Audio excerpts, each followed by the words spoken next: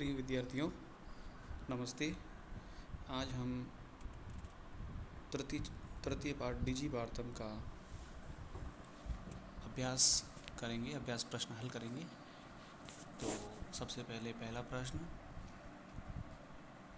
में लिखा हुआ है, अधोलिखितानां प्रश्नानाम् उत्तराणि एक पदेन लिखत। अर्थात अधोलिखितानां मतलब नीचे लिखे हुए, प्रश्नानाम प्रश्नों के, उत्तराणि उत्तर, एक पदेन एक पद में लिखत लिखो। पहला प्रश्न है अपना, कुत्र डिजिटल इंडिया इति अस्य चर्चा भवति। डिजिटल इंडिया इसकी चर्चा कहाँ होती है। कुत्र शब्द का अर्थ होता है कहाँ, तो कहाँ होती है, हमारे देश में होती है, भारत में होती है।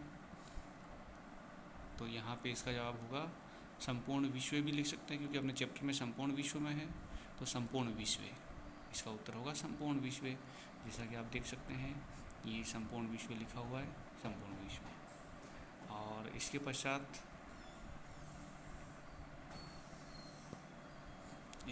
आप देखिए दूसरा प्रश्न जो है वो लिखा है, केन सह मानवस्य आवश्यकता परिवर्तते। किसके साथ मनुष्य की आवश्यकता बदलती है। तो इसका जवाब होगा काल परिवर्तनेन सह। काल परिवर्तनेन सह मतलब समय के परिवर्तन के साथ। जो केन शब्द है उसके स्थान पे अपन लिखेंगे काल परिवर्तनेन। क्या लिखेंगे, काल परिवर्तनेन। तो अपना उत्तर हो जाएगा काल परिवर्तनेन सह मानवस्य आवश्यकता परिवर्तते। और समय के परिवर्तन के साथ साथ मानव की आवश्यकता भी बदली। तीसरा प्रश्न है, आपणे वस्तूनां क्रय समये केषाम् अनिवार्यता न भवति। आपणे कहते हैं बाजार में, वस्तूनां क्रय समय वस्तुओं के खरीदते समय, केषाम् यानी किसकी, अनिवार्यता आवश्यकता या ज़रूरत न भविष्यति नहीं होगी। बाजार में वस्तुएं खरीदते समय किसकी ज़रूरत नहीं होगी, तो रुपये का नाम, रुपयों की, क्योंकि क्रेडिट कार्ड और ये कार्ड आने की वजह से अब रुपयों की आवश्यकता कैश में नहीं होगी, ऑनलाइन ट्रांजैक्शन हो जाएगा। इसलिए केसाम की जगह आप क्या लिखेंगे, रुपये का नाम। यहाँ जो वर्ड है केसाम, उसकी जगह आप लिखेंगे रुपये का नाम। अगला प्रश्न है, कस्मिन् उद्योगे वृक्षा उपयुज्यन्ते। किस उद्योग में वृक्षों का उपयोग किया जाता है। तो किस उद्योग में किया जाता है, कागज़ निर्मित उद्योग जो होते हैं, कागज़ निर्माण के जो उद्योग होते हैं उसमें वृक्षों का उपयोग किया जाता है। पेड़ काट कर कागज़ बनाए जाते हैं। तो लिखा हुआ कर्गद उद्योगी, दो शब्दों से मिलकर बनाए कर्गदो उद्योगी। अगला प्रश्न है अपना पांचवा, अद्य सर्वाणि कार्याणि केन साधनानि भवन्ति। आज सारे के सारे काम, सभी कार्य किसके द्वारा साधित होते हैं, चल दूरभाष यंत्रेण, मोबाइल के द्वारा। चल दूरभाष यंत्रेण का मतलब मोबाइल फ़ोन। प्रश्न संख्या 2 कहता है अपना, अधोलिखितान प्रश्नान पूर्ण वाक्येन उत्तरतः। नीचे लिखे गए प्रश्नों के पूर्ण वाक्य में उत्तर देना है। तो पहला है, प्राचीन काले विद्या कथम गृह्यते स्म। प्राचीन काल में विद्या कैसे, कथम शब्द का मतलब होता है किस तरह से, किस प्रकार से। आपको उसका हेतु बताना है, कारण बताना है, कैसे ग्रहण की जाती थी। इसमें शब्द का मतलब थी। तो इसका जवाब है, प्राचीन काले विद्या श्रुति परंपराया। कथम की जगह आपको श्रुति परंपराया शब्द लिखना है। बाकी प्रश्न के सारे शब्द सेम रहेंगे। प्राचीन काले विद्या श्रुति परंपराया गृह्यते स्म, और जो प्रश्नवाचक चिन्ह है उसकी जगह फुल स्टॉप या पूर्ण विराम लगा देंगे आप। फिर दूसरा प्रश्न है, वृक्षाणाम कर्तनम कथम न्यूनताम यास्यति। वृक्षों की कर्तन में, कर्तन मतलब कटाई में, कथम किस प्रकार से, न्यूनताम यास्यति कमी आएगी। वृक्षों की कटाई में किस तरह से ये कमी आ सकती है, कटाई में किस तरह से कमी आ सकती है। तो इसका जवाब है, वृक्षाणाम कर्तनम संगणस्य अधिकाधिक प्रयोगेण न्यूनता यास्यति। वृक्षों की कटाई में, वृक्षाणाम कर्तनम वृक्षों की कटाई में, संगणस्य अधिकाधिक प्रयोगेण कंप्यूटर के अधिकाधिक प्रयोग से न्यूनता यास्यति न्यूनता आएगी। अगला है तीसरा प्रश्न, घ चिकित्सालये कस्य आवश्यकता अद्य न अनुभूयते। चिकित्सालय में किसकी आवश्यकता आज अनुभूत नहीं की जाती या महसूस नहीं की जाती। अनुभूत करना मतलब होता है महसूस करना। तो किसकी आवश्यकता महसूस नहीं की जा सकती आज, क्योंकि डेबिट कार्ड क्रेडिट कार्ड होने की वजह से रुपयों की आवश्यकता महसूस नहीं की जाती। तो इसमें लिखा है ग का उत्तर चिकित्सालय रूप्यकाणाम या रूप्यकस्य आवश्यकता अद्य न अनुभूयते। न अनुभूयते मतलब न प्लस अनुभूयते। चिकित्सालय में रुपयों की आवश्यकता आजकल अनुभव नहीं की जाती। फिर इसका अगला प्रश्न आप देखिए, वयम कस्याम दिशि अग्रिश्रामः, हमें किस दिशा में आगे बढ़ना चाहिए।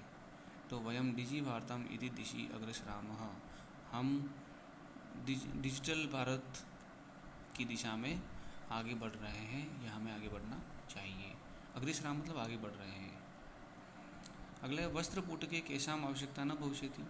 वस्त्रपुटके का मतलब होता है जेब। जेब में किसकी आवश्यकता न होगी, तो वस्त्रपुटके रुपया का नाम आवश्यकता न भविष्यति। वस्त्रपुटके यानी जेब में रुपयों की आवश्यकता न होगी। इसके पश्चात तीसरा प्रश्न अपना देखिए, रेखांकित पदानि अधिकृत्य प्रश्न निर्माण कुरु। रेखांकित पदों के आधार पर प्रश्न निर्माण करने हैं। इस बार आपको प्रश्न बनाना है। पहला शब्द यहाँ आप ध्यान दीजिए, जो प्रत्यय लगे वो बहुत इंपॉर्टेंट होते हैं। प्रत्यय के आधार पर ही हम प्रश्नवाचक शब्द का अनुमान या अंदाज लगा सकते हैं। पहला प्रश्न है अपना, भोजपत्रो उपरि लेखनम आरब्धम। भोजपत्र के ऊपर लिखना आरंभ हुआ। लेखनम मतलब लिखना, तो भोजपत्र के ऊपर क्या आरंभ हुआ, तो क्या को हम बोलते हैं संस्कृत में किम। तो लेखनम की जगह देखिए आप उत्तर में किम लिखा हुआ है। भोजपत्रोपरि किम आरब्धम। इसके पश्चात दूसरा प्रश्न, लेखनार्थम कागदस्य आवश्यकतायाः अनुभूति न भविष्यति। लिखने के लिए, अर्थम का मतलब होता है के लिए, लिखने के लिए कागज की आवश्यकता अनुभूत नहीं होगी। लिखने के लिए किसकी आवश्यकता की महसूस नहीं होगी, किसकी आवश्यकता महसूस नहीं होगी। अनुभूति मतलब ये महसूस होना, अनुभूत होना, महसूस होना। तो लिखने में किसकी को बोलते हैं कस्य। स्य लगा है कर्गदस्य के पीछे, और किम शब्द षष्ठी विभक्ति एकवचन होता है, इसका मतलब होता है किसकी या किसका। तो यहाँ किसकी आवश्यकता, कागज की आवश्यकता, तो कस्य आवश्यकता। यहाँ आवश्यकता स्त्रीलिंग वर्ड है तो इसलिए यहाँ लगा है पीछे, ये भी षष्ठी विभक्ति एकवचन है। इसके पश्चात विश्राम गृहेषु कक्षम सुनिश्चितम भवेत्। विश्राम गृहेषु, विश्राम गृहों में कक्षम सुनिश्चितम भवेत्, कक्ष सुनिश्चित कर होवे, इसके लिए विश्राम गृहों में जो अपने ये रेस्ट हाउस होते हैं उनमें रूम फिक्स करने के लिए, रूम बुक करने के लिए, तो कहाँ रूम बुक हुए। विश्राम गृहेषु मतलब विश्राम गृहों में, तो विश्राम गृहेषु ये शब्द हटाना अपने को, तो अपना उत्तर होगा कुत्र। कुत्र का मतलब होता है कहाँ पर, और केसु का मतलब होता है किस में। ये सप्तमी विभक्ति बहुवचन शब्द है विश्राम गृहेषु, जैसे रामे रामियो रामेषु, उसी तरह से विश्राम गृहे विश्राम गृह्यो विश्राम गृहेषु। तो ये सु लगा हुआ है या इसके पीछे, तो हम किम शब्द में भी सु के हिसाब से चलेंगे तो केसु बनेगा, या कुत्र भी लिख सकते हैं। कुत्र का मतलब कहाँ पर होता है, और केसु का मतलब होता है किस में कमरा सुनिश्चित करें हम, तो विश्राम गृह में कमरा सुनिश्चित करें। उसके पश्चात घ जो चौथा प्रश्न है, इसी तीसरे प्रश्न का चौथा भाग, सर्वाणि पत्राणि चल दूरभाषी यंत्रे पे यहाँ अंडरलाइन है, सुरक्षितानि भवन्ति। सारे पत्र मोबाइल में सुरक्षित होते हैं। तो चल दूरभाष यंत्र मोबाइल में, और इसका प्रश्न बनेगा कहाँ को हम कुत्र भी लिख सकते हैं और कस्मिन भी लिख सकते हैं। कस्मिन शब्द है वो सप्तमी विभक्ति एकवचन है, और सु शब्द लगता है वो लगता है सप्तमी विभक्ति बहुवचन में। तो यहाँ पे में का अर्थ जरूर निकलता है, कारक चिन्ह में जरूर है, लेकिन हम एकवचन होने की वजह से यहाँ पे कस्मिन लिखेंगे, केसु नहीं लिखेंगे। सर्वाणि पत्राणि चल दूरभाष यंत्रे सुरक्षितानि भवन्ति। सभी पत्र चल दूरभाष यंत्र में सुरक्षित होते हैं। तो सर्वाणि पत्राणि कस्मिन सुरक्षितानि भवन्ति। चल दूरभाष यंत्र को हटाएंगे, कस्मिन शब्द का इस्तेमाल करेंगे वहाँ पे, और ये हो जाएगा अपना उत्तर। वयम उपचारार्थम चिकित्सालयम गच्छामः। हम उपचार के लिए चिकित्सालय में जाते हैं। तो वयम किमर्थम चिकित्सालयम गच्छामः। हम किस लिए उपचार के लिए, उपचारार्थम अर्थम वहाँ भी है और किमर्थम में भी अर्थम लिखा हुआ है। तो हम किस लिए चिकित्सालय में जाते हैं, उपचारार्थम, तो उपचारार्थम को हटा के हम लिखेंगे किमर्थम। इस तरह से प्रश्न बन जाएगा। फिर प्रश्न संख्या 4, इसमें आपको विशेषण विशेष्य मैच करना है। उदाहरणम अनुसृत्य विशेषण विशेष्य मेलनम कुरुत। विशेषण और विशेष जैसा कि आप जानते हैं, पहला शब्द जो विशेषता बताने वाले शब्द होते हैं वो विशेषण कहलाते हैं, और जिसकी हम विशेषता बताते हैं उनको हम विशेष्य कहते हैं। जैसे यहाँ पे दो शब्द मिलाएंगे तो आपको पता चल जाएगा। जैसे उदाहरण भी दे रखा है, संपूर्ण भारतीय, तो भारतीय तो शब्द है विशेष्य और संपूर्ण शब्द है विशेषण। संपूर्ण शब्द विशेषता बता रहा है भारत की। तो पहला है मौखिकम। मौखिकम के साथ में क्या जुड़ेगा इन पांचों शब्दों में से? मौखिकम के साथ इनके में से जुड़ेगा ज्ञानम, मौखिक ज्ञान। तो ज्ञान की विशेषता है मौखिक। फिर है मनोगता। मनोगता क्या होता है? मन में आए हुए भावा, मन में आए हुए भाव। तो पहले दूसरे को जोड़ेंगे तीसरे से, पहले को जोड़ेंगे पहले से, दूसरे को जोड़ेंगे तीसरे से, यानी क को एक से, ख को तीन से। फिर टंकिता। टंकिता मतलब होता टाइप की गई। तो टाइप की गई क्या होती है? सामग्री होती है। तो टंकिता सामग्री। तो इसमें तीसरे ग को जोड़ेंगे पांचवे से। फिर है महान। महान क्या होता है? महान विनिमय या महान उपकार। अब दो ही शब्द बचे हैं, तो महान होता है उपकार, बड़ा उपकार। फिर मुद्रा विहीन विनिमय, मुद्रा के बिना लेन देन। विनिमय मतलब लेन देन, और मुद्रा विहीन। तो इस तरह से अंग है, अंग को 4 नंबर से जोड़ेंगे, और महान घ जो है उसको हम 2 नंबर से जोड़ेंगे। ये आप देखिए उत्तर में भी ये जुड़े हुए लिखे हुए हैं, आप इसको देख के भी समझ सकते हैं। इसके पश्चात सबसे महत्वपूर्ण प्रश्न आया है 5वां, संधि करने वाला। अधोलिखित पदयों संधिम कृत्वा लिखत। नीचे लिखे गए पदों की संधि करके लिखो। दो पद है, उनको जोड़ के आपस में एक एक पद बनाना है। तो सबसे पहला है पदस्य प्लस पदस्य धन अस्य। तो यहाँ पे आप देखिए पदस्य में अ की अंतिम वर्ण में अ की ध्वनि है, और दूसरा वर्ण अस्य में प्रथम, दूसरा शब्द जो अस्य है उसमें प्रथम वर्ण अ है, और आपको पता है अ और अ मिलके आ हो जाता है, और ये दीर्घ संधि होती है। तो ये बन जाएगा पदस्यास्य। आप देखिए इसका जो उत्तर दे रखा है, ये देखिए पदस्यास्य उत्तर में दे रखा है। इसके पश्चात अपन दूसरा देखेंगे आप, तालपत्र। तालपत्र धन उपरी।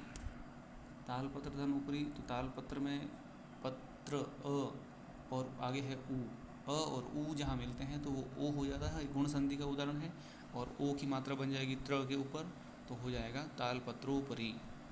ये आप देखिए तालपत्रोपरि।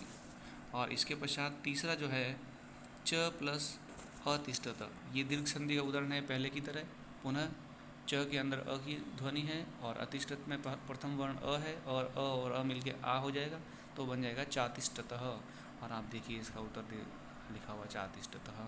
फिर इसके बाद में चौथा देखिए आप, करगद धन उद्योगे। करगद में अ की ध्वनि है अंत में, फिर आगे उ है, और अ और उ मिलके ओ हो जाता है। अभी हमने दूसरा उदाहरण देखा था, उसी तरह से ये हो जाएगा कर्गदोद्योगे। कर्गदोद्योगे आप देख सकते हैं यहाँ पे कर्गदोद्योगे। घ का जो जवाब है, चौथे का जवाब कर्गदोद्योगे। इसके बाद में 5वां देखिए वापस,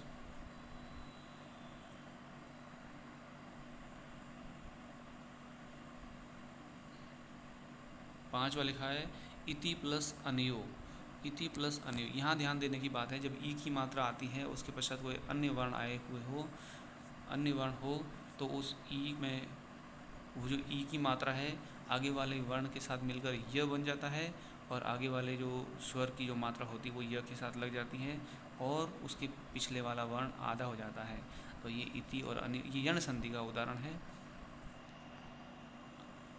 सॉरी, ये इसके पहले वाला एक 5वां रह गया है, मैं 6ठा बताने लग गया। एक बार 5वां वापस देखेंगे हम लोग। तो 5वां है क्रय धन अर्थम। क्रय, क्रय के पीछे अ की मात्रा है और अर्थम में अ है, तो दोनों मिलके हो जाएगा क्रयार्थम। दीर्घ संधि का उदाहरण है। और 6ठा मैंने आपको अभी समझाया था, इति प्लस अन्यो इत्यन्यो। ये ई की मात्रा हट जाएगी यहाँ से, अ के साथ मिलेगी तो यह बनेगा, और बन जाएगा इत्यन्यो। आप देखिए इनका, ये इत्यन्यो यह बन गया तो आधा हो गया, और जहाँ अक्षर या वर्ण आधा हो जाता है वहाँ पे हमेशा यण संधि होती है। इसके अलावा एक बार वापस चलेंगे हम, देखिए यहाँ पे 6ठा जो छ है उपचारार्थम बना है। ये उपचारार्थम कैसे बना है, आप ऊपर जब इसका जो देखेंगे वापस शब्द उपचार धन अर्थम, तो उपचार धन अर्थम को आप देखेंगे तो होगा